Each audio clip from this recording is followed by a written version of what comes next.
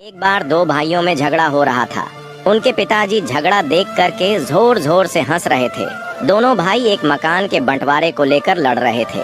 पिताजी को हंसता देखकर दोनों भाइयों ने पूछा, पापा हम लड़ रहे हैं और आप हंस रहे हो, आपको क्या हो गया?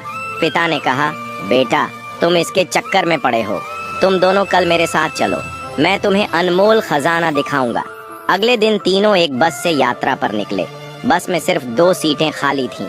पिता की बगल में पहले एक बेटा बैठा, दूसरा भाई कुछ देर खड़ा रहा। कुछ घंटे बाद वे गांव में पहुंचे तो पिताजी उनको पुरानी हवेली पर लेकर गए। वहां जाकर पिताजी भावुक हो गए। हवेली खंडहर हो चुकी है। कबूतरों ने घोंसले बना लिए, झाड़ियां उग आई थीं। पिताजी रोते चले जा रहे थे और उनसे कह रहे थे, देख रहे हो इस हवेली को? इस हवेली में तुम्हारा बचपन बीता है। इसी हवेली के लिए मैंने अपने बड़े भाई से लड़ाई की थी। हम मरने मारने पर उतारू हो गए थे, जैसे कल तुम लड़ रहे थे। आखिरकार ये हवेली मुझे मिल गई, लेकिन भैया विदेश चले गए। उन्होंने जाते वक्त कहा, तू ही रख ले यह मकान, रिश्ता खत्म। मैंने अपने भाई को खो दिया इस हवेली के चक्कर में और आज ये हवेली खंडहर बन चुकी है। तुम दोनों ऐसे ही लड़ते रहे तो जमीन और मकान तो रह जाएंगे, लेकिन रिश्ते हमेशा के लिए खत्म हो जाएंगे।